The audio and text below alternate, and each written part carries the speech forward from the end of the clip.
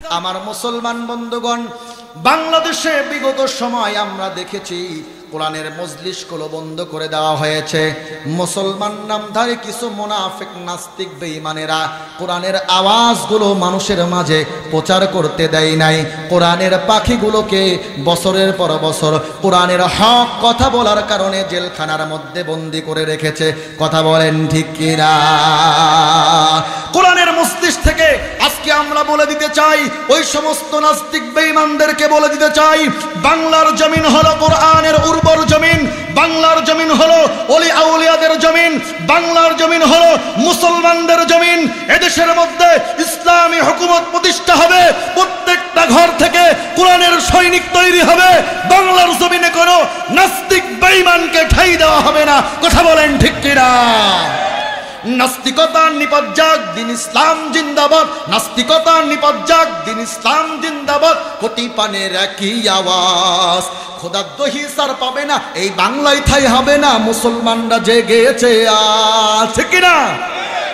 নাস্তিকতা নিপাত যাক, দিন ইসলাম জিন্দাবাদ। নাস্তিকতা নিপাত যাক, দিন ইসলাম জিন্দাবাদ। কোটি পানের একই আওয়াজ, খোদার দহি পার পাবে না, এই বাংলায় ঠাঁই হবে না। মুসলমানরা জেগেছে আজ।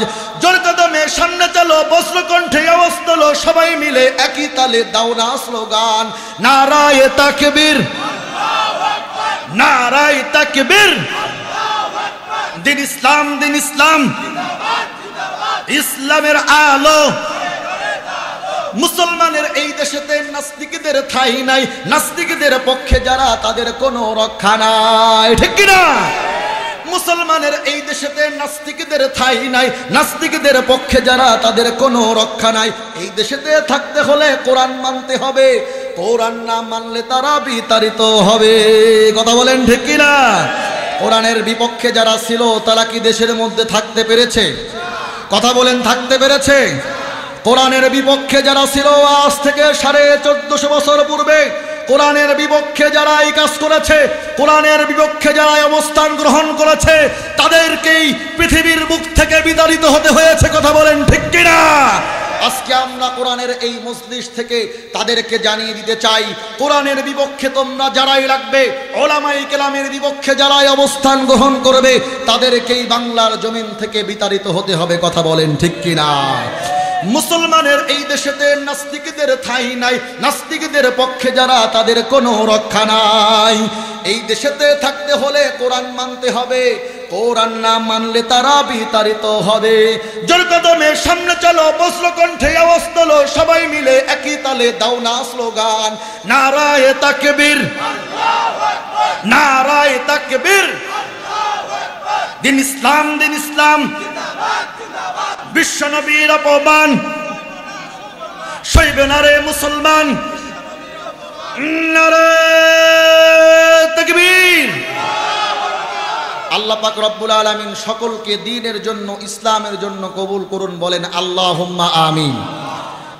6 দিন পরে নখ খসে যাবে, 9 দিন পরে চুল, কবর গাহের সামান নিতে কইরো না কেউ ভুল। কবর জায়গা ভালো নয়, কবর জায়গা ভালো নয়, আমল দিয়ে কবর গৃহ সাজিয়ে নিতে হয়। কবর জায়গা ভালো নয়, কবর জায়গা ভালো নয়, আমল দিয়ে কবর গৃহ সাজিয়ে নিতে হয়।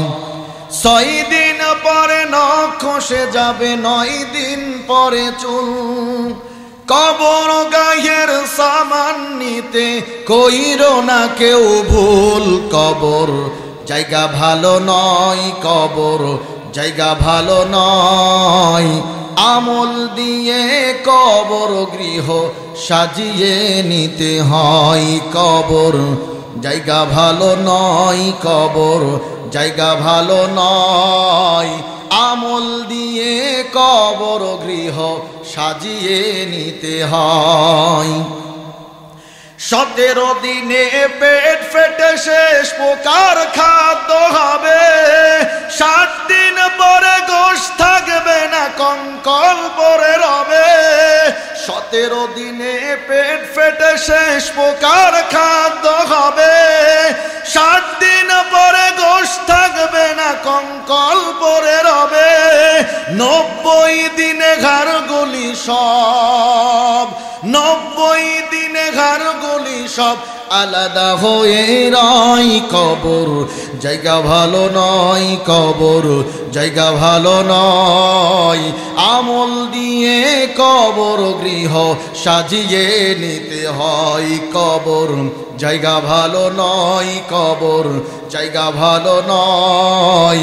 আমল দিয়ে কবর গৃহ সাজিয়ে নিতে হয়।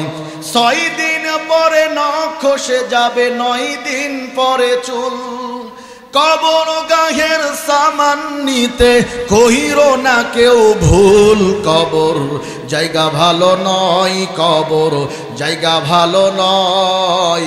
আমল দিয়ে কবর গৃহ সাজিয়ে নিতে হয় কবর, জায়গা ভালো নয় কবর, জায়গা ভালো নয়।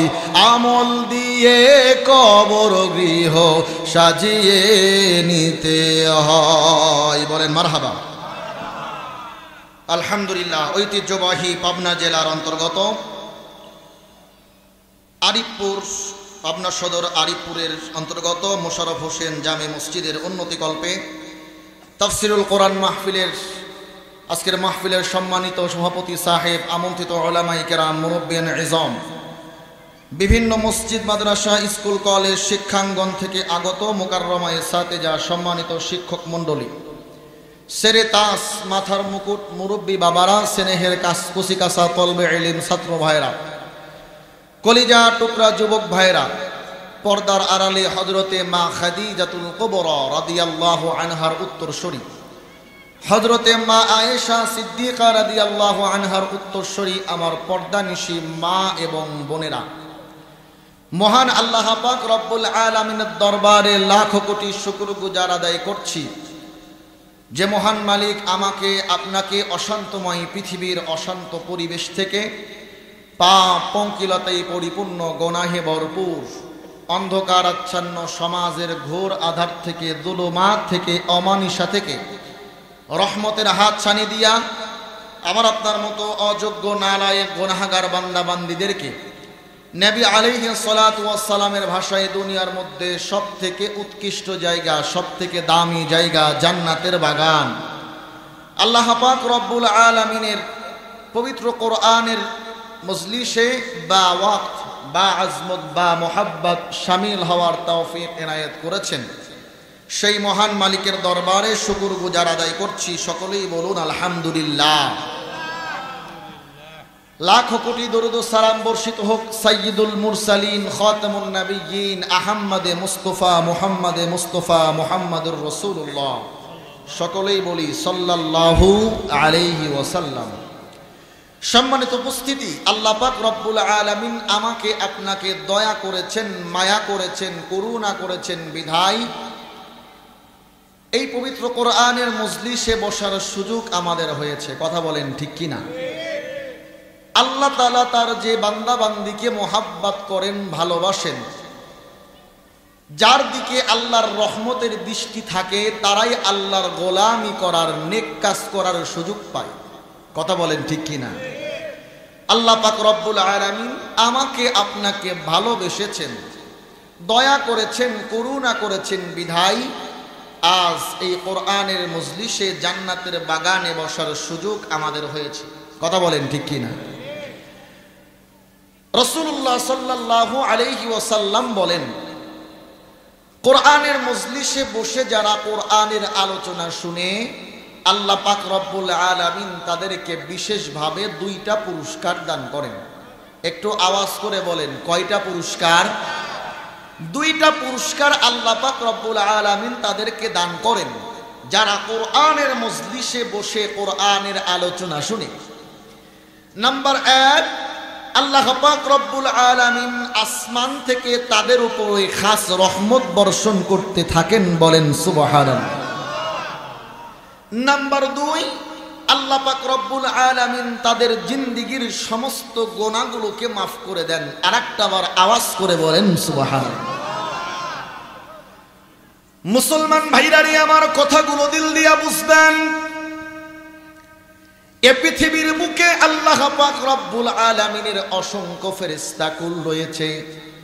এই ফেরেশতাদের মধ্য থেকে আল্লাহ তাআলার এমন কিছু রহমতের ফেরেশতা আছে যাদের কাজ হলো আল্লাহর জমিনের মধ্যে বিচরণ করতে থাকা আর খুঁজতে থাকা কোথায় আল্লাহ পাক রব্বুল আলামিনের বান্দা বান্দিরা আল্লাহর প্রশংসা বর্ণনা করতেছে, আল্লাহ তাআলার গুণকীর্তন বর্ণনা করতেছে, আল্লাহর নামের জিকির করতেছে, আল্লাহর কোরআন থেকে তেলাওয়াত করতেছে, কোরআনের আলোচনাগুলো বসে বসে শুনতেছে। এই রহমতের ফেরেশতাগুলো খুঁজতে থাকেন। খুঁজতে খুঁজতে যখন এমন একটা মজলিস তারা পেয়ে যায়, মজলিসটাকে গায়ে গা মিলিয়ে কাঁধে কাঁধ মিলিয়ে মজলিসটাকে বেষ্টনী করে রাখে আর আল্লাহর আসমান থেকে রহমত বর্ষণ করতে থাকেন। বলেন সুবহানাল্লাহ। আমার মুসলমান বন্ধুগণ, খুব ভালো করে বোঝার জন্য চেষ্টা করবেন। আল্লাহ পাক রব্বুল আলামিন এই নিদারুণ দৃশ্য দেখার পর ওই রহমতের ফেরেশতাদেরকে ডেকে বলেন, ও আমার রহমতের ফেরেশতারা, আমি জানতে চাই তোমরা জমিনের বুকে ওই জায়গায় কি করো। আল্লাহর রহমতের ফেরেশতারা আল্লাহ পাক রব্বুল আলামিনকে ডেকে বলেন, আল্লাহ, আপনার কিছু বান্দা বান্দিরা, আপনার কিছু গোলামেরা আপনার প্রশংসা বর্ণনা করতেছে, আপনার গুণকীর্তন করতেছে, আপনার কোরআনের আলোচনা বসে বসে শুনতেছে, যার কারণে মজলিসটাকে গায়ে গা মিলিয়ে কাঁধে কাঁধ মিলিয়ে মজলিসটাকে বেষ্টনী করে রেখেছি আর আপনার আসমান থেকে রহমত বর্ষণ করতেছি। বলেন সুবহানাল্লাহ। আমার মুসলমান ভাইরা খুব ভালো করে বোঝার জন্য চেষ্টা করবেন। আল্লাহ পাক রব্বুল আলামিন এবার রহমতের ফেরেশতাদেরকে ডেকে বলেন, ও আমার রহমতের ফেরেশতারা, আমি আল্লাহ তাআলা জানতে চাই আমার যেই সমস্ত বান্দা বান্দিরা আমি আল্লাহর কোরআনের মজলিসে বসে তারা কোরআনের আলোচনা শুনে তারা কি আমি আল্লাহ তাআলাকে দেখেছে নাকি? ফেরেশতারা বলেন, রব্বুল আলামিন, আপনার এই সমস্ত বান্দা বান্দিরা আপনি আল্লাহকে তো দেখে নাই। আল্লাহ তাআলা আবারও প্রশ্ন করেন, তাহলে আমার এই সমস্ত বান্দা বান্দিরা আমি আল্লাহর জান্নাত দেখেছে নাকি? ফেরেশতারা বলেন, রব্বুল আলামিন, আপনার এই সমস্ত বান্দা বান্দিরা আপনার জান্নাতও দেখে নাই। আল্লাহ পাক রব্বুল আলামিন আবারও প্রশ্ন করেন, ও আমার রহমতের ফেরেশতারা, আমি আল্লাহ তাআলা জানতে চাই আমার এই সমস্ত বান্দা বান্দিরা আমি আল্লাহর জাহান্নাম দেখেছে নাকি? ফেরেশতারা বলেন, ওয়াল্লাহি, ওগো আল্লাহ, আপনার কসম দিয়ে বলি আপনার এই সমস্ত বান্দা বান্দিরা আপনার জান্নাত জাহান্নাম কোনো কিছুই দেখে নাই।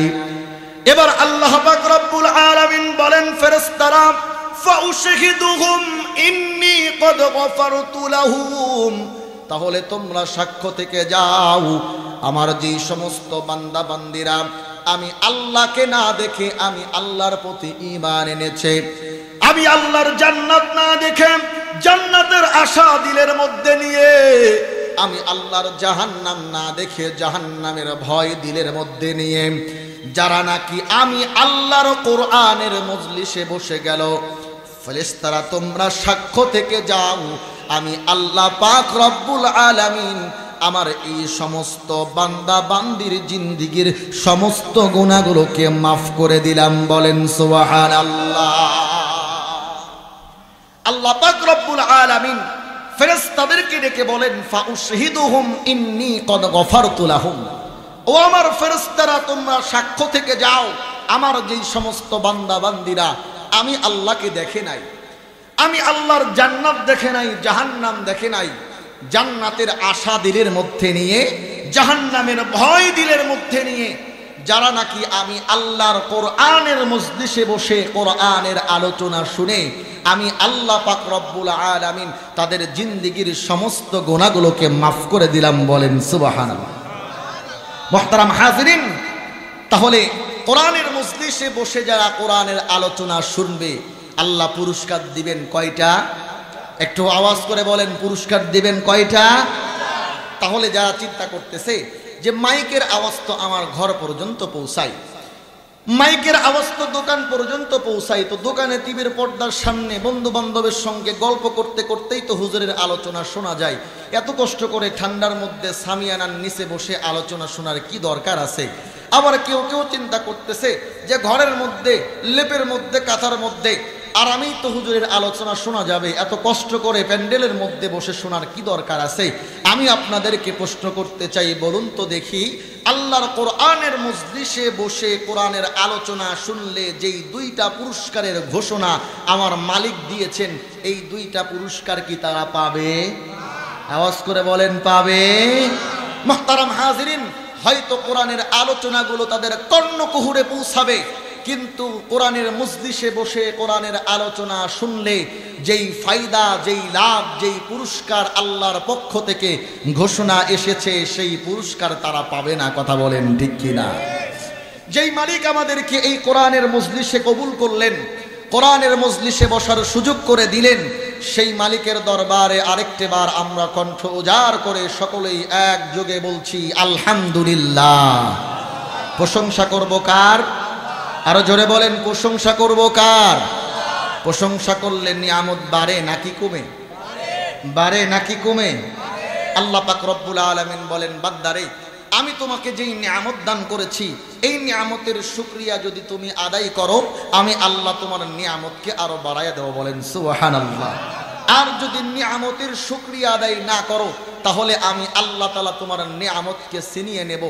শুধু নিয়ামতকে ছিনিয়ে নেব তা নয়, বরং তোমার জন্য কঠিন আযাবের ব্যবস্থা আমি আল্লাহর পক্ষ থেকে রয়েছে। বলেন নাউযুবিল্লাহ। মুসলমান ভাইরারি, আমার কথাগুলো দিল দিয়ে বুঝবেন।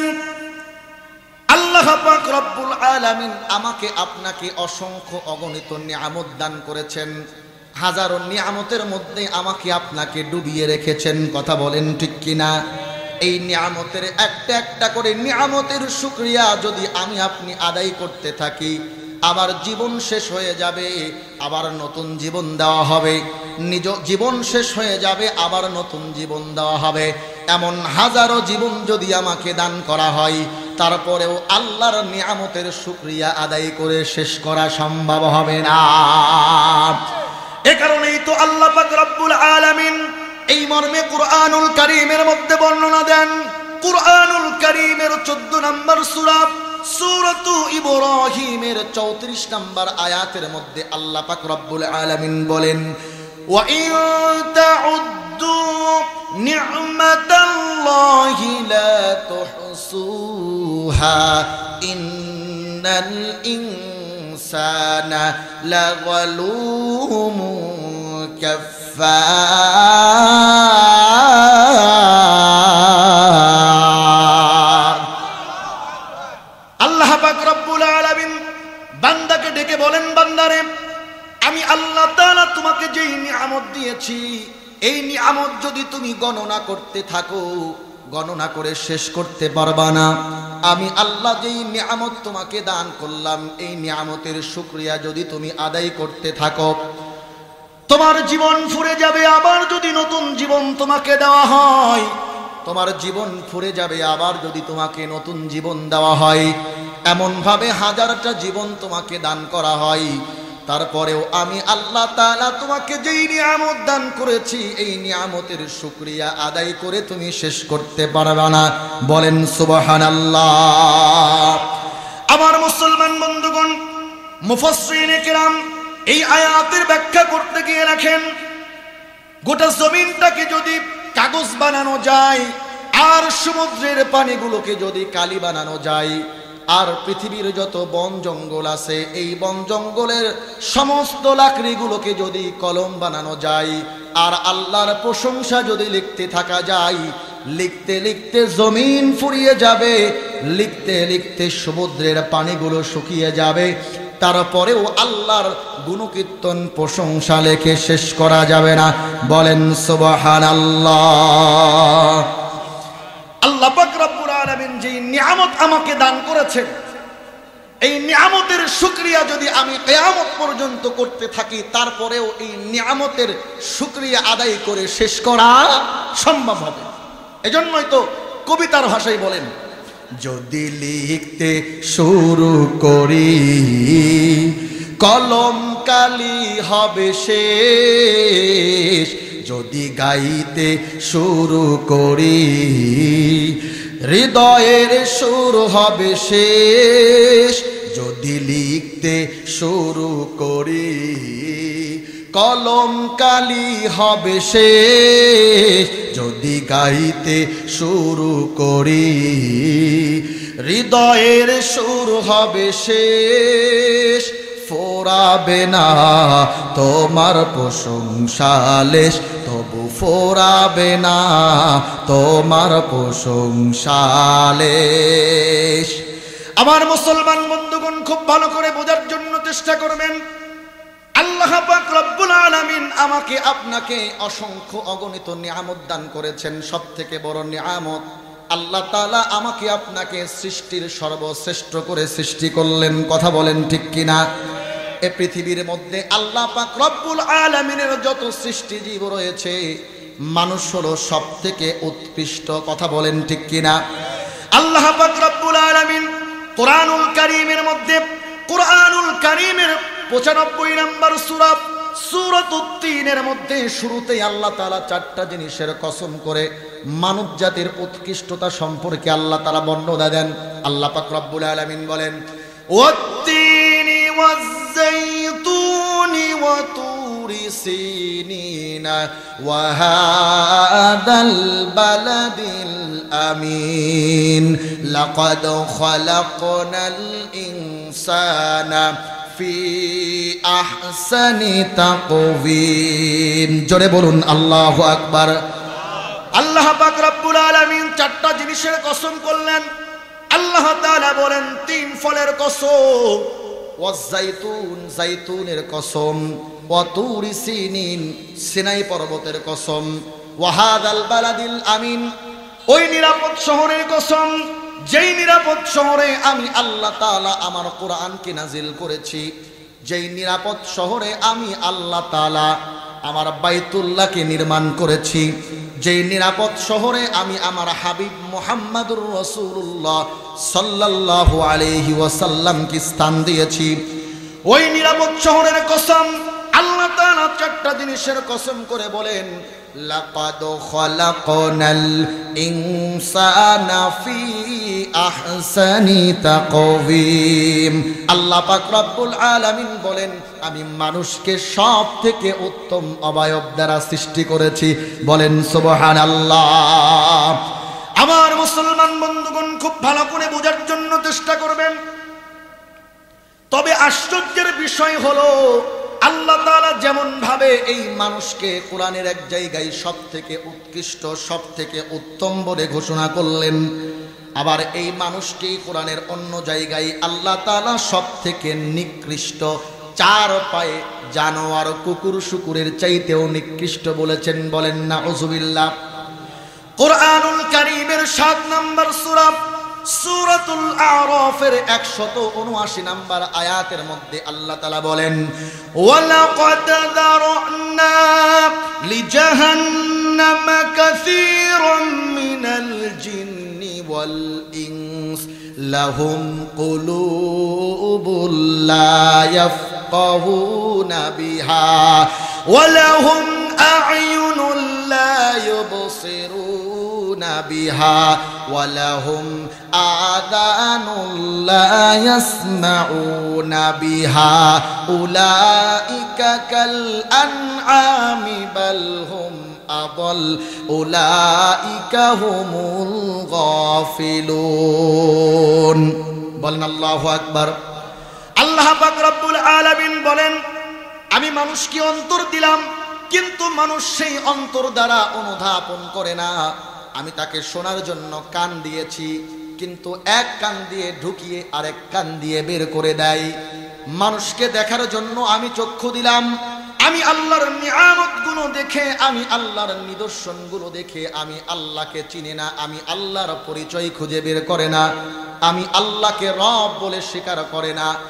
আল্লাহ পাক রব্বুল আলামিন এই শ্রেণীর মানুষ সম্পর্কে বলেন, উলাইকা কাল আনআমি বাল হুম আদল উলাইকা হুমুল গাফিলুন।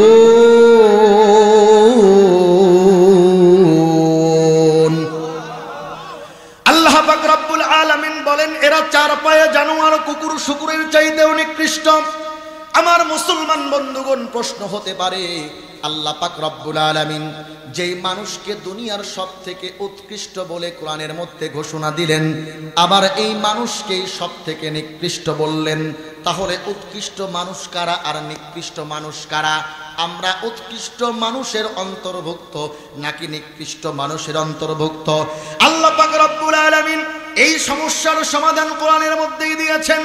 কুরআনুল কারীমের 55 নম্বর সূরা সূরাতুর রহমানের শুরুতেই আল্লাহ তাআলা বর্ণনা দেন। আল্লাহ পাক রব্বুল আলামিন বলেন, আর রহমানু আল্লামাল কুরআনা খালাকাল ইনসানা আল্লামাহুল বায়ান।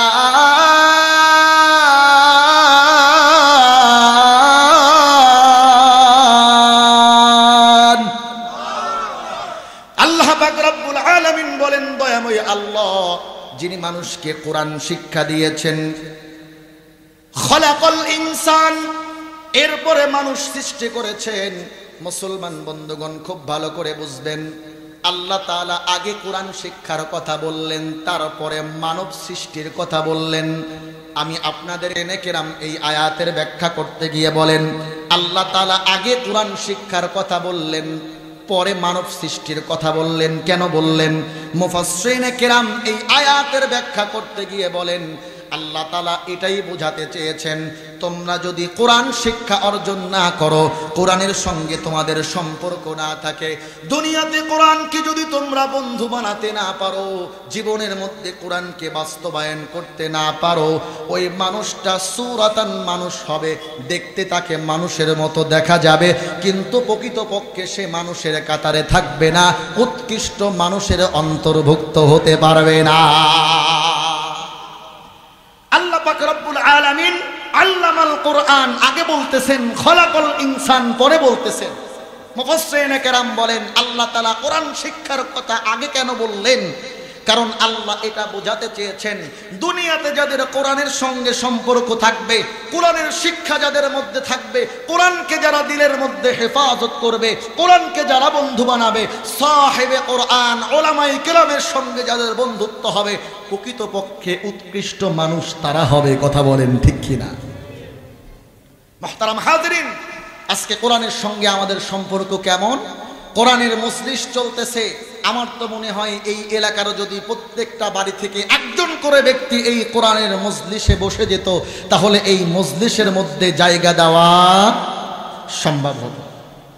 কোরআনের সঙ্গে আজকে আমাদের সম্পর্ক নাই, অথচ ইমানদারের মূল পরিচয় হলো যখন কোরআন তার সামনে তেলাওয়াত করা হবে, কোরআনের আওয়াজ যখন তাদের কর্ণকুহরে পৌঁছাবে, ইমানদার আর ঘরের মধ্যে বসে থাকতে পারবে না, ছুটতে ছুটতে কোরআনের কাছে চলে আসবে, ছুটতে ছুটতে কোরআনের মজলিসে এসে বসে যাবে। কথা বলেন ঠিক কিনা?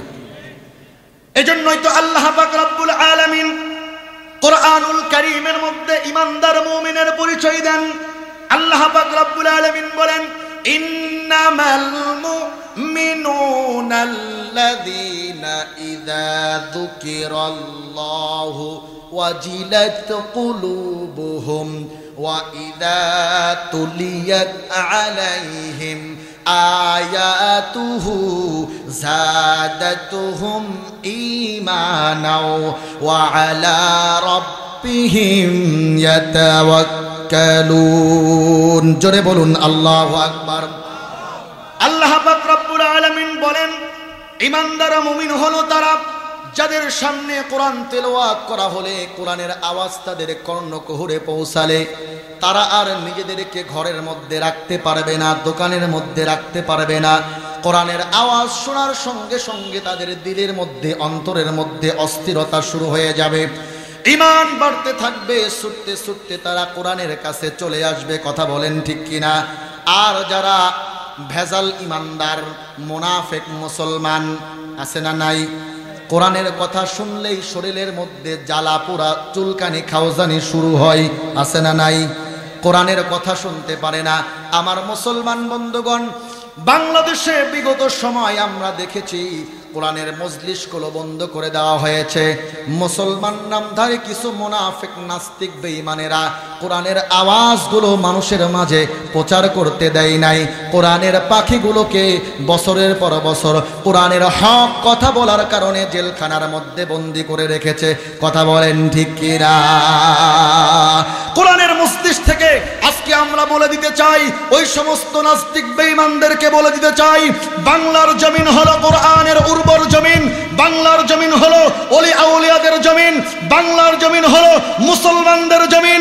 এদেশের মধ্যে ইসলামী হুকুমত প্রতিষ্ঠা হবে, প্রত্যেকটা ঘর থেকে কোরআনের সৈনিক তৈরি হবে। বাংলার জমিনে কোনো নাস্তিক বেঈমানকে ঠাঁই দেওয়া হবে না। কথা বলেন ঠিক কিনা? নাস্তিকতা নিপাত যাক, দিন ইসলাম জিন্দাবাদ। নাস্তিকতা নিপাত যাক, দিন ইসলাম জিন্দাবাদ। কোটি পানের একই আওয়াজ, খোদার দহি সার পাবে না, এই বাংলায় ঠাঁই হবে না। মুসলমানরা জেগেছে আজ, ঠিক না? নাস্তিকতা নিপাত যাক, দিন ইসলাম জিন্দাবাদ। নাস্তিকতা নিপাত যাক, দিন ইসলাম জিন্দাবাদ। কোটি পানের একই আওয়াজ, খোদার দহি পার পাবে না, এই বাংলায় ঠাঁই হবে না। মুসলমানরা জেগেছে আজ।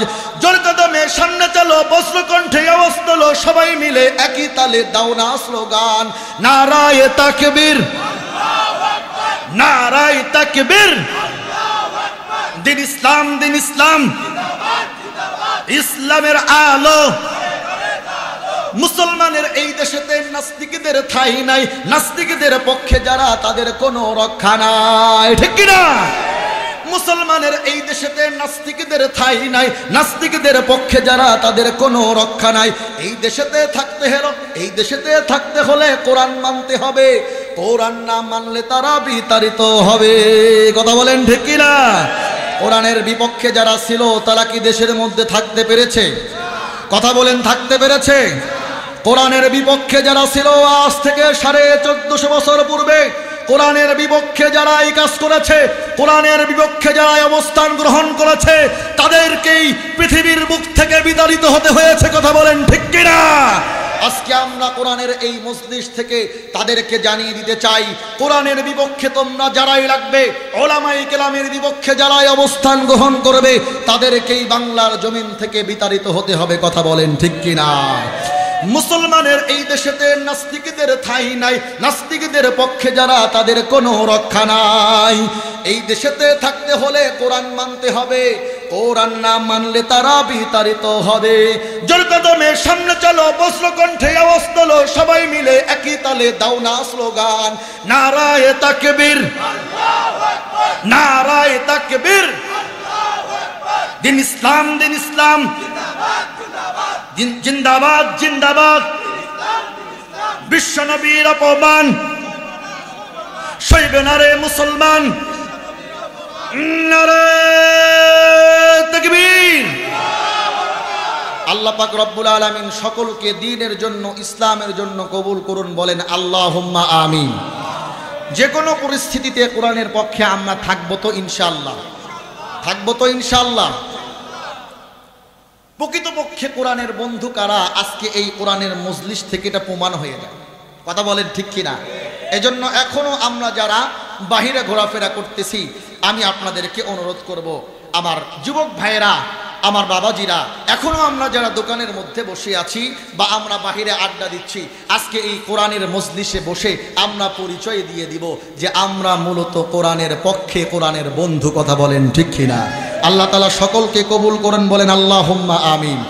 মুহতারাম হাজিরিন, সময় যেহেতু স্বল্প, আমি খুব বেশি আলোচনা করব না, একেবারে সংক্ষেপে আমি আমার আলোচনার ইতি টানবো। খুব ভালো করে বোঝার জন্য চেষ্টা করবেন। আমার পরে যেহেতু মূল মেহমান, যিনি প্রধান মেহমান, তিনি আলোচনা করবেন, মনোমুগ্ধকর আলোচনা করবেন। আমি কোরআন থেকে যে আয়াতে কারিমা আপনাদের খেদমতে তেলাওয়াত করেছি, সেই আয়াত থেকে একেবারে সংক্ষেপে আলোচনা করে আলোচনার ইতি টানবো ইনশাআল্লাহ। মাহফিল শেষ হওয়া পর্যন্ত আমরা সকলেই থাকবো তো ইনশাআল্লাহ। আলোচনা যেমনই হোক, যেই ঢঙেই করা হোক না কেন, যেই সুরে আর যেই কণ্ঠেই করা হোক না কেন, যারা কোরআন থেকে কথা বলে কখনো তারা মিথ্যা বলে না। কথা বলেন ঠিক কি না? কোরআনের আলোচনা ইমানদারের সামনে যখন করা হবে তার মজা লাগবে, যে সুরে আর যে ঢঙে আর যেভাবেই করা হোক না কেন। এজন্য আমরা নিয়ত করে বসে যাব যে কোরআনের মজলিসটা শেষ হওয়ার আগ পর্যন্ত আমরা এখান থেকে কেউ উঠব না। আল্লাহ তাআলা কবুল করুন, বলেন আল্লাহুম্মা আমিন। মুহতারাম হাজিরিন, কোরআনুল কারীমের 17 নম্বর সূরা সূরাতু বানী ইসরাঈলের 23 নম্বর আয়াতে কারিমা আপনাদের খেদমতে আমি তেলাওয়াত করেছি। খুব ভালো করে বোঝার জন্য চেষ্টা করবেন। আল্লাহ পাক রব্বুল আলামিন এই আয়াতের মধ্যে 2টা হক সম্পর্কে বর্ণনা করেছেন। একটু আওয়াজ করে বলেন, কয়টা হক? 2টা হক সম্পর্কে বর্ণনা করেছেন। একটা হলো হকুল্লাহ আর একটা হলো হকুল ইবাদা। হকুল্লাহ কাকে বলা হয়? আল্লাহর হকের সঙ্গে সম্পৃক্ত যে সমস্ত হক আছে এটাকে বলা হয় হকুল্লাহ। যেমন আল্লাহ তাআলা আমাদের উপরে 5 ওয়াক্ত নামাজ ফরজ করেছেন, এটা হলো হকুল্লাহ, আল্লাহর হকের সঙ্গে সম্পৃক্ত হক। রমজান মাসের রোজা আল্লাহ তাআলা আমাদের উপরে ফরজ করেছেন, এটা হকুল্লাহ, অর্থাৎ আল্লাহর হকের সঙ্গে সম্পৃক্ত হক। এরপরে সামর্থ্য থাকলে পরে হজ করা, নিসাব পরিমাণ মালের মালিক হলে যাকাত দেওয়া, এগুলো আল্লাহর হকের সঙ্গে সম্পৃক্ত হক। কথা বলেন ঠিক কিনা? মুহতারাম হাজিরিন, আরেকটা হলো হকুল ইবাদা, যেটা বান্দার হকের সঙ্গে সম্পৃক্ত। যেমন আমার প্রতিবেশী যারা আছে তাদের আমার উপরে একটা হক আছে। আমার প্রতিবেশী যদি কেউ অসুস্থ হয় তাকে দেখতে যাওয়া, এটা হলো বান্দার উপরে বান্দার হক। আমার প্রতিবেশী কেউ মারা গেলে পরে তার জানাজার নামাজে শরীক হওয়া, এটা হলো প্রতিবেশীর হক। অনুরূপভাবে আমার মা বাবার আমার উপরে কিছু হক আছে। মূলত আল্লাহ পাক রব্বুল আলামিন মা বাবার হকের কথাই এখানে আলোচনা করেছেন। আমার উপরে মা বাবার কি হক? মা বাবা যখন বৃদ্ধ হয়ে যাবে তখন তাদের সেবা যত্ন করা, তাদের সঙ্গে ভালো আচরণ করা, তাদের ভরণ পোষণ, তাদের খাওয়ান দাওয়ান, তাদের দেখাশোনার দায়িত্ব গ্রহণ করা এবং তাদের জন্য দোয়া করা। আল্লাহ পাক রব্বুল আলামিনের কাছে তাদের জন্য জীবিত অথবা মৃত অবস্থায় তাদের জন্য দোয়া করা, এটা হলো সন্তানের উপরে পিতামাতার হক। কথা বলেন ঠিক কিনা? মুহতারাম হাজিরিন, মূলত আল্লাহ পাক রব্বুল আলামিন নিজের হকের কথা বলতে গিয়েই মা বাবার হকের কথা আলোচনা করলেন। মুফাসসিরিনে কিরাম এই আয়াতের ব্যাখ্যা করতে গিয়ে বলেন, আল্লাহ তাআলা নিজের হকের পরে পিতামাতার হকের কথা কেন বললেন? আল্লাহ তাআলা এজন্যই পিতামাতার হকের কথা বলেছেন। আল্লাহ কেমন যেন বলতে চাই যে আমার হককে পরিপূর্ণভাবে যদি তোমরা আদায় করতে চাও তাহলে সর্বপ্রথম পিতামাতার হককে যথার্থভাবে আদায় করতে হবে। কথা বলেন ঠিক কিনা? এজন্য ওলামায়ে কেরাম বলেন, একজন ব্যক্তি 5 ওয়াক্ত নামাজ জামাতের সহিত আদায় করে, রমজান মাসের রোজাগুলো যথার্থভাবে আদায় করে, প্রতি বছর হজ করে, যাকাত দেয়, কিন্তু পিতামাতার নাফরমানি করে, যত বড় আল্লাহ ওয়ালাই হোক না কেন তার ইবাদত বন্দেগী আল্লাহর দরবারে কবুল হবে না। নাউজুবিল্লাহ বললেন না? মুহতারাম হাজিরিন, এজন্য আল্লাহর হক আদায় করার পাশাপাশি আমাদেরকে পিতামাতার হকগুলো যথার্থভাবে আদায় করতে হবে। কোন পদ্ধতিতে, কোন কাইফিয়তে পিতামাতার হক আদায় করব, আল্লাহ তাআলা এটাই এখানে বর্ণনা করেছেন। আল্লাহ পাক রব্বুল আলামিন বলেন, ওয়াকাদা রাব্বুকা আল্লা তা'বুদু ইল্লা ইয়্যাহু ওয়া বিল ওয়ালিদাইনি ইহসানা। জোরে বলুন আল্লাহু আকবার। আল্লাহ পাক রব্বুল আলামিন বলেন, আমি আল্লাহর পক্ষ থেকে 1 নম্বরের চূড়ান্ত পর্যায়ের সিদ্ধান্ত হলো তোমরা শুধুমাত্র কেবলমাত্র আমি আল্লাহর ইবাদত করবে। আমি আল্লাহর সঙ্গে কোনো কিছুকে তোমরা শরীক করতে পারবা না। আমি আল্লাহর ইবাদতের পরে তোমাদের জন্য চূড়ান্ত পর্যায়ের 2 নম্বর সিদ্ধান্ত আমি আল্লাহর পক্ষ থেকে, আমি আল্লাহর ইবাদতের পরে তোমরা তোমাদের মা বাবার ইবাদত করবে, মা বাবার খেদমত করবে, মা বাবার সেবা যত্ন করবে। ওয়াবিল ওয়ালিদাইনি ইহসানা, মা বাবার প্রতি ইহসান করবে। মুসলমান বন্ধুগণ, খুব ভালো করে বোঝার জন্য চেষ্টা করবেন কোন পদ্ধতিতে, কোন প্রক্রিয়ায় মা বাবার প্রতি ইহসান করতে হবে। আল্লাহ পাক রব্বুল আলামিন আয়াতের পরের অংশের মধ্যে বর্ণনা দিয়েছেন। আল্লাহ পাক রব্বুল আলামিন বলেন, ইম্মা ইয়াবলুগান্না ইনদাকাল কিবারা আহাদুহুমা আও কিলাহুমা ফালা তাকুল লাহুমা উফফিন ওয়ালা তানহারহুমা ওয়া কুল লাহুমা কাওলান কারীমা। জোরে বলুন আল্লাহু আকবার।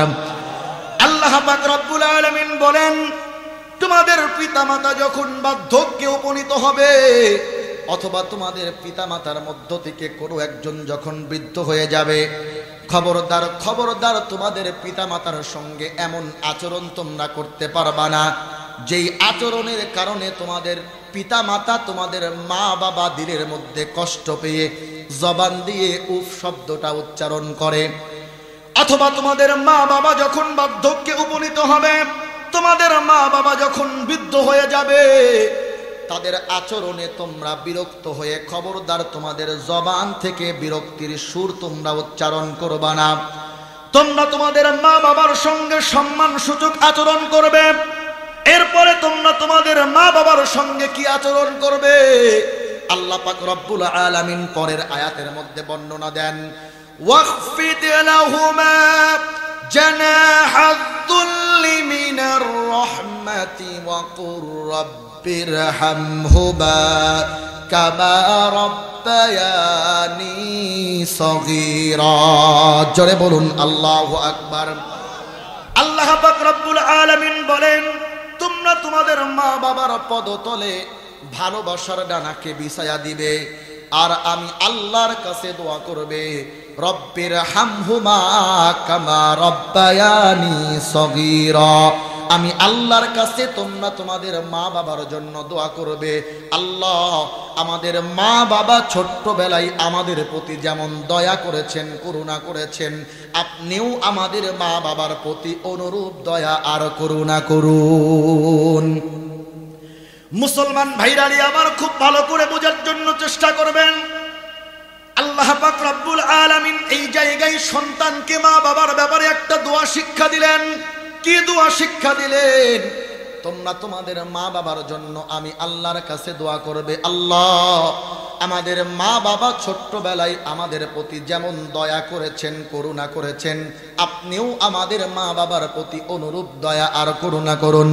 মুসলমান বন্ধুগণ খুব ভালো করে বুঝবেন, মা বাবার জন্য সন্তানকে আল্লাহ তাআলা অন্য কোনো দোয়াও তো শিক্ষা দিতে পারতেন। আল্লাহ পাক রব্বুল আলামিন সন্তানকে মা বাবার ব্যাপারে এ দোয়াও তো শিক্ষা দিতে পারতেন, তোমরা তোমাদের মা বাবার জন্য আমি আল্লাহর কাছে দোয়া করবে, হায় আল্লাহ আপনি আমাদের মা বাবার জিন্দেগীর গুনাহ খাতাগুলোকে মাফ করে দেন। কারণ আল্লাহর কাছ থেকে বান্দার জন্য ক্ষমার চাইতে বড় নিয়ামত আর কিছু হতে পারে না। আমার মুসলমান বন্ধুগণ খুব ভালো করে বুঝবেন, আল্লাহ পাক রব্বুল আলামিন তার একজন বান্দাকে দুনিয়াতে সব দিয়েছেন, দুনিয়াতে সহায় সম্পত্তি দিয়েছেন, বড় প্রভাব প্রতিপত্তি দিয়েছেন, সব কিছু দিয়েছেন, কিন্তু আল্লাহর পক্ষ থেকে ক্ষমার ঘোষণা আসে নাই। ওই বান্দা আল্লাহর পক্ষ থেকে কিছুই পায় নাই। কথা বলেন ঠিক কিনা? অপরদিকে আল্লাহ পাক রব্বুল আলামিন তার একজন বান্দাকে দুনিয়াতে কিছুই দিল না, ভ্যান চালাই, রিক্সা চালাই, সুখ শান্তি কোনো কিছুই পেল না, কিন্তু আল্লাহর পক্ষ থেকে বান্দার জন্য ক্ষমার ঘোষণা। ওই বান্দার জন্য আল্লাহর পক্ষ থেকে এর চাইতে বড় নিয়ামত আর কিছু হতে পারে না। আমার মুসলমান বন্ধুগণ, আমি আপনাদেরকে কি বোঝানোর চেষ্টা করি খুব ভালো করে বুঝবেন। আল্লাহ পাক রব্বুল আলামিন সন্তানকে মা বাবার ব্যাপারে এ দোয়াটাও তো শিখাতে পারতেন, তোমরা তোমাদের মা বাবার জন্য আমি আল্লাহর কাছে দোয়া করবে, আমি আল্লাহ পাক রব্বুল আলামিন যেন তোমাদের মা বাবার জিন্দেগীর সমস্ত গুনাহগুলোকে মাফ করে দেই। অথবা আল্লাহ পাক রব্বুল আলামিন সন্তানকে মা বাবার ব্যাপারে এ দোয়াও তো শেখাতে পারতেন, তোমরা তোমাদের মা বাবার জন্য আমি আল্লাহর কাছে দোয়া করবে, আমি আল্লাহ পাক রব্বুল আলামিন যেন তোমাদের মা বাবার জন্য কবরের আযাবকে মাফ করে দেই। অথবা আল্লাহ পাক রব্বুল আলামিন সন্তানকে মা বাবার ব্যাপারে এ দোয়াও তো শিক্ষা দিতে পারতেন, তোমরা তোমাদের মা বাবার জন্য আমি আল্লাহর কাছে দোয়া করবে, আমি আল্লাহ পাক রব্বুল আলামিন যেন কাল কিয়ামতের ময়দানে তোমাদের মা বাবার হিসাব নিকাশকে সহজ করে দেই। ফুল সিরাতকে সহজ করে দেই, বিনা হিসাবে জান্নাতের উচ্চ মাকাম দান করে দেই। আল্লাহ পাক রব্বুল আলামিন সন্তানকে মা বাবার ব্যাপারে এমন কোনো একটা দোয়াও তো শিক্ষা দিতে পারতেন। আল্লাহ পাক রব্বুল আলামিন সন্তানকে এই দোয়াটাই কেন শিক্ষা দিলেন? তোমরা তোমাদের মা বাবার জন্য আমি আল্লাহর কাছে দোয়া করবে, রব্বির হামহুমা কামা রব্বায়ানি সগীরা। হায় আল্লাহ, আমাদের মা বাবা ছোট্টবেলায় আমাদের প্রতি যেমন দয়া করেছেন, করুণা করেছেন, আপনিও আমাদের মা বাবার প্রতি অনুরূপ দয়া আর করুণা করুন। মুসলমান বন্ধুগণ, সন্তানকে আল্লাহ পাক রব্বুল আলামিন মা বাবার ব্যাপারে এই দোয়াটাই কেন শিক্ষা দিলেন?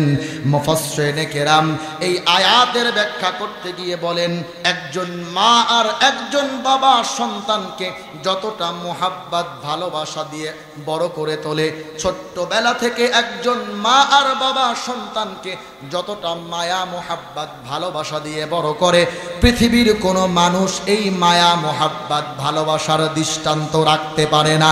কথা বলেন ঠিক কিনা? মানুষ এই মায়া মুহাব্বত ভালোবাসার দৃষ্টান্ত রাখতে পারে না। কথা বলেন ঠিক কিনা? মুহতারাম হাজিরিন, নাফরমান সন্তান সুন্দরী বউকে পেয়ে মাকে ভুলে যায়, আছে না নাই? কথা বলেন আছে না নাই? যত মুহাব্বত ভালোবাসা বউয়ের জন্য, যত মুহাব্বত ভালোবাসা গার্লফ্রেন্ডের জন্য, আর যেই মা আর বাবা এত কষ্ট করে সন্তানকে ছোট্টবেলা থেকে লালন পালন করলো, সেই মায়ের সঙ্গে চাকরের মতো আচরণ করে। কথা বলেন ঠিক কিনা? মুহতারাম হাজিরিন, একজন মা তার সন্তানকে কতটা মায়া মুহাব্বত ভালোবাসা দিয়ে ছোট্টবেলা থেকে বড় করে, বাস্তব জীবন থেকে কিছু মেসাল দিলে বিষয়টা বোঝা আপনাদের জন্য সহজ হবে। সময় যেহেতু আমার হাতে স্বল্প, একেবারে সংক্ষেপে বিষয়টা বোঝানোর জন্য চেষ্টা করব। আজকে আমাদের সমাজের মধ্যে অনেক যুবক আছে, অনেক ভালো ভালো কাজের সঙ্গে, জনকল্যাণমূলক কাজের সঙ্গে সম্পৃক্ত। রাস্তাঘাটে ময় মুরব্বির সঙ্গে সাক্ষাৎ হলে সালাম বিনিময় সব কিছু হয়, সমাজের মানুষ তাকে ভালো বলে জানে। মসজিদে এসে 5 ওয়াক্ত নামাজ আদায় করে, ইসলামের ব্যাপারেও অনেকটা সজাগ, কিন্তু মায়ের সঙ্গে রুক্ষ ভাষায় কথা বলে, আছে না নাই? মুহতারাম হাজিরিন, মা বাবার নাফরমানি সমাজের মধ্যে আজকে এমন ভাবে বিস্তার লাভ করেছে, এ বিষয়ে অধিক আকারে আলোচনা করা আমাদের কাছে অতীব প্রয়োজন মনে হচ্ছে। এজন্য আমরা সব থেকে বেশি এ বিষয়ে আলোচনা করার জন্য চেষ্টা করি। একজন সন্তানের জান্নাত হলো মায়ের পদতলে। আমি হাজার ইবাদত বন্দেগী করি না কেন, আমার মা যদি আমার প্রতি অসন্তুষ্ট থাকে, আল্লাহর জান্নাত মিলবে না। কথা বলেন ঠিক কিনা? মুসলমান ভাইরানি, আমার কথাগুলো দিল দিয়া বুঝবেন। একজন মা তার সন্তানকে ছোট্টবেলা থেকে কতটা মায়া মোহাব্বত ভালোবাসা দিয়ে বড় করে, বাস্তব জীবন থেকে কিছু মিসাল দিলে বিষয়টা বোঝা আপনাদের জন্য সহজ হবে। খুব ভালো করে বোঝার জন্য চেষ্টা করবেন। আমার আপনার মা বাবার মিলনের মাধ্যমে মায়ের রেহেমের মধ্যে যেদিন থেকে আমি আর আপনি একটু একটু করে বড় হতে শুরু করেছি, মা ইচ্ছা করলেই আধুনিক কোন পদ্ধতি অবলম্বন করে পেটের মধ্যেই আমাদেরকে হত্যা করতে পারতেন। কথা বলেন ঠিক কিনা? কিন্তু মা তা করলেন না। 10 মাস 10 দিন পেটের মধ্যে ধারণ করলে। মুসলমান যুবক ভাইরা আমার খুব ভালো করে বুঝবেন, সন্তানকে মা পেটের মধ্যে ধারণ করতে গিয়ে মাকে কতটা কষ্ট করতে হয়েছে। বাস্তব জীবন থেকে কিছু মিসাল দিলে বিষয়টা বোঝা আপনাদের জন্য সহজ হবে। যেদিন থেকে আমি আর আপনি মায়ের পেটের মধ্যে একটু একটু করে বড় হতে শুরু করলাম, ওই দিন থেকে মা 10 মাস 10 দিন পর্যন্ত একটা বেলার জন্য ভালো করে খেতে পারেন না। মা যখনই এক লোকমা খাবার মুখের সামনে নেন, সঙ্গে সঙ্গে মায়ের বমি চলে আসে, ওয়াক চলে আসে। মা একটা বেলার জন্য পেট পুরে খেতে পারে না। 10 মাস 10 দিন পর্যন্ত মাকে খোদার কষ্ট করতে হলো। শুধু যে মা খোদার কষ্ট করেছেন তা কিন্তু নয়। খুব ভালো করে বোঝার জন্য চেষ্টা করবেন আমার মুসলমান বন্ধুগণ। যতদিন পর্যন্ত আমি আর আপনি মায়ের পেটের মধ্যে ছিলাম, মা একটা রাতের জন্য ভালো করে ঘুমাতে পারে নাই। মা যখনই রাত্রে ঘুমাতে যাবেন, পেটের যন্ত্রণায় মায়ের আর ঘুম আসে না। মা যখন ডান দিক হয়ে কাত হয়ে ঘুমাবেন, মা চিন্তা করেন ডান দিকে কাত হলে না জানি আমার কলিজার টুকরা সন্তান কোথায় ব্যথা পেয়ে যায়। মা আবার বাদিকে হন, বাদিকে ঘুমাতে গিয়ে মা চিন্তা করেন, না জানি বাদিকে হয়ে ঘুমাতে গিয়ে আবার কলিজার টুকরা সন্তানটা কোথায় ব্যথা পেয়ে যায়। মুসলমান বন্ধুগণ, এমন রাত তো মায়ের বহু কেটে যায়, মা রাত্রেবেলা ঘুমের মধ্যে বিভোর, সন্তান কলিজার মধ্যে এমন করে লাথি দিয়েছে বা চিৎকার দিয়ে বিছানা থেকে দাঁড়িয়ে যায়, সারা রাত হেঁটে বসে মা রাতটা কাটিয়ে দেয়। আমার মুসলমান বন্ধুগণ, খুব ভালো করে বুঝবেন, শুধু যে মা সন্তানকে পেটের মধ্যে রাখতেই কষ্ট করেছেন তা কিন্তু নয়। খুব ভালো করে বোঝার জন্য চেষ্টা করবেন আমার মুসলমান বন্ধুগণ, আমাকে আর আপনাকে মা নরমাল ডেলিভারির মাধ্যমে যেদিন দুনিয়াতে আনবেন, ওই দিন মা এতটা কষ্ট সহ্য করেছেন, পৃথিবীর মানুষ যেই কষ্টের কথা কল্পনাও ভাবতে পারে না। কথা বলেন ঠিক কি না?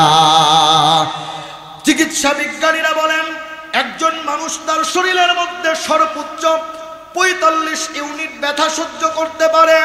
এর বেশি ব্যথা যদি তার শরীরের মধ্যে দেওয়া হয়, ওই মানুষটা সঙ্গে সঙ্গে মারা যাবে, ওই মানুষকে আর বাঁচানো যাবে না। অথচ একজন মা সন্তানকে দুনিয়াতে আনতে গিয়ে 57 ইউনিটের বেশি ব্যথা মাকে সহ্য করতে হয়। ডাক্তারকে যদি প্রশ্ন করা যায়, ও ভাই ডাক্তার, যেখানে একজন স্বাভাবিকভাবে সুস্থ মানুষ তার শরীরের মধ্যে সর্বোচ্চ 45 ইউনিট ব্যথা সহ্য করতে পারে, এর বেশি ব্যথা যদি ওই মানুষের শরীরের মধ্যে দেওয়া হয়, মানুষটা সঙ্গে সঙ্গে স্পট ডেড হয়ে যায়, মানুষটা সঙ্গে সঙ্গে মারা যায়। তাহলে একজন মা 57 ইউনিট ব্যথা সহ্য করার পরেও কিভাবে দুনিয়াতে বেঁচে থাকে? সন্তানকে দুনিয়াতে আনতে গিয়ে, নরমাল ডেলিভারি করতে গিয়ে 57 ইউনিটের বেশি ব্যথা সহ্য করার পরেও বা কেমন করে দুনিয়াতে বেঁচে থাকে? ডাক্তারের মুখের মধ্যে কোনো কথা থাকে না, ডাক্তার কোনো জবাব দিতে পারেন না। শাহাদত আঙ্গুলি আসমানের দিকে উঠাইয়া ডাক্তার বলে, ভাই, মা তো দুনিয়াতে বেঁচে থাকার কথা না, শুধুমাত্র কেবলমাত্র আল্লাহর কুদরতি ফাইসালা সারা দুনিয়াতে মা বেঁচে থাকার কথা না। বলেন সুবহানাল্লাহ। আমার মুসলমান বন্ধুগণ, খুব ভালো করে বোঝার জন্য চেষ্টা করবেন, দুনিয়াতে সন্তানকে এনেই মা দায়িত্ব শেষ করে দেন তা কিন্তু না। দুনিয়াতে সন্তান আসার পরে মাকে আবার নতুন অভিজ্ঞতার মধ্য দিয়ে যেতে হয়। মুসলমান বন্ধুগণ, 2 বছর 2.5 বছর পর্যন্ত মা সন্তানকে কোলে করে মানুষ করেন। কত রাত তো এমন গিয়েছে, শীতের রাত্রে সন্তানকে ডান পাশে ঘুমিয়ে রেখেছে, সন্তান বিছনাটা ভিজিয়ে দিয়েছে, মা সন্তানকে তুলে আবার বাঁ দিকে রাখে, বাঁ দিকের বিছনাটাও ভিজে যায়। শেষ পর্যন্ত শীতের রাত্রে মা সন্তানকে বুকের উপরে রেখে গোটা রাত কাটিয়ে দেয়। আমার মুসলমান বন্ধুগণ, আমি আর আপনি 2.5 বছর পর্যন্ত, 2 বছর পর্যন্ত মায়ের দুধ পান করলাম। আমি আপনাদেরকে প্রশ্ন করতে চাই, বলুন তো দেখি, যে মা আমাদেরকে 2 বছর 2.5 বছর যাবৎ পর্যন্ত দুধ পান করালেন, এত যত্ন সহকারে আদর সোহাগ ভালোবাসা দিয়ে বড় করলেন, মানুষ করলেন, ওই মায়ের এক ধার দুধের দাম শোধ করার ক্ষমতা আমাদের আছে নাকি? যে মায়া মাই দুধ খাওয়ালো পুরো 900 দিন, কেমন করে শোধব আমি সেই না মায়ের ঋণ, কেমন করে শোধব আমি সেই না মায়ের ঋণ। যে মায়া মাই দুধ খাওয়ালো পুরো 900 দিন, কেমন করে শোধব আমি সেই না মায়ের ঋণ, কেমন করে শোধব আমি সেই না মায়ের ঋণ। মায়ের এক ধার দুধের দাম শোধ করা সম্ভব হবে? কথা বলেন, সম্ভব হবে? যে মা এত কষ্ট করে সন্তানকে লালন পালন করলেন, যে মা এত কষ্ট করে সন্তানকে লালন পালন করলেন, সন্তান বড় হয়ে ডাক্তার হয়ে, ইঞ্জিনিয়ার হয়ে, লয়ার হয়ে, জজ ব্যারিস্টার হয়ে মাকে আর চিনে না, মাকে বৃদ্ধাশ্রমে রেখে আসে। কথা বলেন ঠিক কি না? এমন ঘটনা আমাদের সমাজের মধ্যে হয় কি হয় না? একটু আওয়াজ করে বলেন, হয় কি হয় না? সন্তান না যে আমার মা আমার বাবা আমার জন্য কত বড় নিয়ামত। সন্তান যদি জানতো যে আমার মা দুনিয়াতে আমার জন্য কত বড় নিয়ামত, সন্তান কখনো মায়ের সঙ্গে খারাপ আচরণ করতো না। কথা বলেন ঠিক কিনা? সন্তান জানবে কেমন করে? সন্তানকে তো আমি দ্বীনের শিক্ষা দিতে পারি নাই। ছোট্টবেলায় যদি আমি আমার সন্তানকে দ্বীনের শিক্ষা দিতাম, আমার সন্তানের মধ্যে যদি দ্বীনের বুঝ থাকতো, তাহলে আমার সন্তান জানতো, বুঝতো যে আল্লাহ পাক রব্বুল আলামিন আমার মায়ের উপরে আমার কি হক রয়েছে, আমার পিতামাতার আমার উপরে কি হক রয়েছে। সন্তান এটা জানতো, কখনো মায়ের সঙ্গে নাফরমানি করতো না, বাবার সঙ্গে নাফরমানি করতো না। কথা বলেন ঠিক কিনা? মা কেন এত দামি জানে না সকলে, জানতো যদি পড়তো দেখে কোরআন হাদিস খুলে। মা কেন এত দামি জানে না সকলে, জানতো যদি পড়তো দেখে কোরআন হাদিস খুলে। একটি হজের সওয়াব মিলে, একটি হজের সওয়াব মিলে, মাকে একবার দেখিলে, দেখিলে। মা কেন এত দামি জানে না সকলে, জানতো যদি পড়তো দেখে কোরআন হাদিস খুলে। 10 মাস 10 দিন গর্ভে ধারণ করেছিলেন মা, সহ্য করেছিলেন মাই যতই যন্ত্রণা।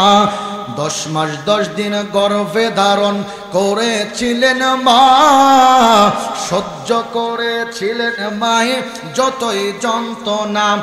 মাকে কষ্ট দিলে আল্লাহর, মাকে কষ্ট দিলে আল্লাহর আরশ কাঁপে বলে। মা কেন এত দামি জানে না সকলে, জানতো যদি পড়তো দেখে কোরআন হাদিস খুলে। মা কেন এত দামি জানে না সকলে, জানতো যদি পড়তো দেখে কোরআন হাদিস খুলে। 2 বছর পান করালেন মায়ের বুকের দুধ, কোলে বুকে নিয়ে আমায় দিলেন কত সুখ। 2 বছর পান করালেন মায়ের বুকের দুধ, কোলে বুকে নিয়ে আমায় দিলেন কত সুখ। কিভাবে সেই মাকে সন্তান, কিভাবে সেই মাকে সন্তান মন্দ কথা বলে। মা কেন এত দামি জানে না সকলে, জানতো যদি পড়তো দেখে কোরআন হাদিস খুলে। মা কেন এত দামি জানে না সকলে, জানতো যদি পড়তো দেখে কোরআন হাদিস খুলে। একটি হজের সওয়াব মিলে, একটি হজের সওয়াব মিলে, মাকে একবার দেখিলে, দেখিলে। মা কেন এত দামি জানে না সকলে, জানতো যদি পড়তো দেখে কোরআন হাদিস খুলে। বলেন মারহাবা। মুসলমান ভাইরারি আমার কথাগুলো দিল দিয়ে বুঝবেন। লক্ষ টাকা খরচ করে আপনি হজ করেছেন, ওই হজ আল্লাহর দরবারে কবুল হবে কি হবে না তার কোনো গ্যারান্টি নাই। কথা বলেন ঠিক কিনা? সময় যেহেতু আমার স্বল্প, আমি আমার আলোচনাকে দীর্ঘায়িত করব না, খুব ভালো করে বোঝার জন্য চেষ্টা করবেন। লক্ষ লক্ষ টাকা খরচ করে আপনি হজ করলেন, ওই হজ আল্লাহর দরবারে কবুল হবে কি হবে না তার কোনো গ্যারান্টি নাই। কিন্তু একজন সন্তান যদি তার মায়ের চেহারার দিকে একবার নেক নজরে তাকায়, আল্লাহ পাক রব্বুল আলামিন সঙ্গে সঙ্গে তার আমলনামায় একটা কবুল হজের সওয়াব রেখে দেন। আমি আমার নিজের কথাই বলি, অনেক সময় মাহফিল শেষ করে বাড়িতে ফিরতে ফিরতে অনেকটা রাত হয়ে যায়, অনেকটা সময় কেটে যায়। মুসলমান বন্ধুগণ, রাত্রে ফিরতে ফিরতে রাত 1টা 2টা বেজে যায়। দরজার মধ্যে নক করার সঙ্গে সঙ্গে মা দরজাটা খুলে দেয়। মাকে ডেকে বলি, মা এত রাত হয়েছে, এখন পর্যন্ত কি তুমি ঘুমাও নাই? মা চোখের পানি ছেড়ে দিয়ে কান্না করে বলে, বাবারে, কলিজার টুকরা সন্তান যখন ঘরের বাহিরে থাকে, আমি মা আমার চোখের পাতাগুলো মিলতে পারি না। আল্লাহর কাছে দুহাত তুলে বলি, আল্লাহ বাড়ির মধ্যে অনেক আপনজন আছে, অনেক ভালোবাসার মানুষ আছে, এত রাত পর্যন্ত কেউ জেগে নাই, কিন্তু কলিজার টুকরা মা জনম দুঃখিনী মা এখনো জেগে। ওগো আল্লাহ, সন্তানের মোহাব্বতে ভালোবাসাই মা এত রাত হয়ে গেছে এখন পর্যন্ত ঘুমাতে পারে নাই গো আল্লাহ। সন্তানের জন্য পথ চেয়ে আছে। ওগো আল্লাহ, এমন সময় তোমার কাছে হাত তুলেছি যে সময় তাহাজ্জুদের সময়, শেষ রাত্রিতে তোমার নবী বলেন তুমি নাকি দুনিয়ার আসমানে চলে আসো, আর বান্দাদেরকে ডাকতে থাকো আর বলতে থাকো বান্দারে কার কি চাওয়ার আছে আমি আল্লাহর কাছে চাও, আমি আল্লাহ তাআলা তাকে দিয়ে দেব। কার রিজিক অন্বেষণের আছে আমি আল্লাহর কাছে বলো, আমি তাকে রিজিক দিয়ে দেব। কার গুনাহ মাফ চাওয়ার আছে আমি আল্লাহর কাছে বলো, আমি আল্লাহ তাআলা তার গুনাহ খাতাকে মাফ করে দেব রব্বুল আলামিন। এই দোয়া কবুলের মুহূর্তে তোমার কাছে ভিখারির মতো হাত তুলেছি গো আল্লাহ, তুমি আমার মায়ের জিন্দেগির গুনাহগুলোকে মাফ করে দাও। আমার মুসলমান বন্ধুগণ খুব ভালো করে বুঝবেন, আল্লাহর নবীজি বলেন আল জান্নাতু তাহতা আকদামিল উম্মাহাত, মায়ের পদতলে সন্তানের জান্নাত। আমার যুবক ভাইয়েরা, আমার বাবাজিরা, যাদের মা দুনিয়াতে এখনো বেঁচে আছে, খবরদার মায়ের সঙ্গে খারাপ আচরণ করবেন না। মাকে কখনো দিলের মধ্যে কষ্ট দিয়ে কথা বলবো না। মা যদি জালেম হয়, কাফেরও হয়, আল্লাহর নবীজি বলেন মায়ের সঙ্গে খারাপ ভাষায় কথা বলতে পারবা না। হযরতে আবু হুরায়রা রাদিয়াল্লাহু আনহু আল্লাহর নবীর দরবারে এসে ইসলাম কবুল করলেন। হযরতে আবু হুরায়রা বাড়িতে ফিরে গিয়েছেন। আবু হুরায়রা রাদিয়াল্লাহু আনহুর মা জানতে পারলেন সন্তান ইসলাম কবুল করেছে, মুহাম্মাদের দরবারে যাওয়া আসা করে। হযরতে আবু হুরায়রা রাদিয়াল্লাহু আনহুর মা আবু হুরায়রাকে মার দিলেন, পিটুনি দিলেন। আবার মুসলমান বন্ধুগণ, হযরতে আবু হুরায়রা কাঁদতে কাঁদতে নবীজির কাছে আসলেন, বললেন ইয়া রাসূলুল্লাহ, আপনার দরবারে আসি যার কারণে আমার মা রাগ করে আমাকে পিটুনি দেয়। আল্লাহর নবীজি বললেন ওগো আবু হুরায়রা, তুমি কি তোমার মায়ের ব্যাপারে আমার কাছে অভিযোগ করো? হযরতে আবু হুরায়রা বলেন ইয়া রাসূলুল্লাহ, অভিযোগ করি না, আমি আমার মায়ের জন্য আপনার কাছে দোয়া চাই। আপনি আমার মায়ের জন্য দোয়া করেন, আল্লাহ যেন আমার মায়েকে হেদায়েত নসিব করেন, ঈমান নসিব করেন। আল্লাহর নবীজি হযরতে আবু হুরায়রা মায়ের জন্য দোয়া করলেন, আর আবু হুরায়রাকে বললেন আবু হুরায়রা শোনো, মা যদি কাফের হয়, জালেম হয়, তারপরেও মায়ের ব্যাপারে অভিযোগ সন্তান করার অধিকার রাখে না। আমার মুসলমান বন্ধুগণ, যুবক ভাইরা, বাবাজিরা, মা যাদের দুনিয়াতে বেঁচে আছেন মনে রাখবেন দুনিয়াতে মা বাবার চাইতে বড় নিয়ামত আর কিছু হতে পারে না। মায়ের দোয়া এমন, মায়ের দোয়া হাত তুলে আল্লাহর কাছে দোয়া করতে হয় না। মা যদি সন্তানের প্রতি তার আচরণে সন্তুষ্ট থাকে, দিল থেকে দোয়া করে, আল্লাহ তাআলা সঙ্গে সঙ্গে মায়ের দোয়াকে কবুল করে নেন। এজন্য আল্লাহ পাক রব্বুল আলামিন বলেন উফি ওয়ালা তানহারহুমা ওয়া কুল লাহুমা কওলান কারীমা। খবরদার খবরদার, তোমাদের মা বাবার সঙ্গে উফ শব্দটাও তোমরা করবা না। তোমাদের মা বাবার সঙ্গে এমন আচরণ করবা না। তোমাদের মা বাবা দিলের মধ্যে কষ্ট পেয়ে জবান দিয়ে উফ শব্দ উচ্চারণ করে। মায়ের সঙ্গে ভালো আচরণ করবে, বাবার সঙ্গে ভালো আচরণ করবে। খবরদার তাদের দিলের মধ্যে কষ্ট দিবা না, কারণ তোমার মা বাবার সন্তুষ্টি হলো তোমার জান্নাত, আর তোমার মা বাবার অসন্তুষ্টি হলো তোমার জাহান্নাম। তোমার মায়ের সন্তুষ্টি, তোমার বাবার সন্তুষ্টি ছাড়া আল্লাহর জান্নাতে প্রবেশ করা যাবে না। জান্নাতের চাবি আমার মা, ও মা গো, জান্নাতের চাবি আমার মা, জান্নাতের চাবি আমার মা, ও মা গো, জান্নাতের চাবি আমার মা। মা যার বেঁচে নাই তার মতো দুঃখী নাই, মা যার বেঁচে নাই তার মতো দুঃখী নাই, খালা ফুবু মায়ের মতো না, ও মা গো, জান্নাতের চাবি আমার মা, জান্নাতের চাবি আমার মা, ও মা গো, জান্নাতের চাবি আমার মা। বলেন মারহাবা। তাহলে মায়ের সঙ্গে ভালো আচরণ করবো তো ইনশাল্লাহ। যারা মায়ের সঙ্গে রুক্ষ ভাষায় কথা বলি, বাবার সঙ্গে রুক্ষ ভাষায় কথা বলি, আজকেই মায়ের পাটা জড়িয়ে ধরে আমরা বাড়িতে গিয়ে মাপ চেয়ে নেব আর বলবো, মা তোমার পদতলে তো সন্তানের জান্নাত, তোমার সন্তুষ্টি ছাড়া আমার জান্নাত অর্জন হবে না।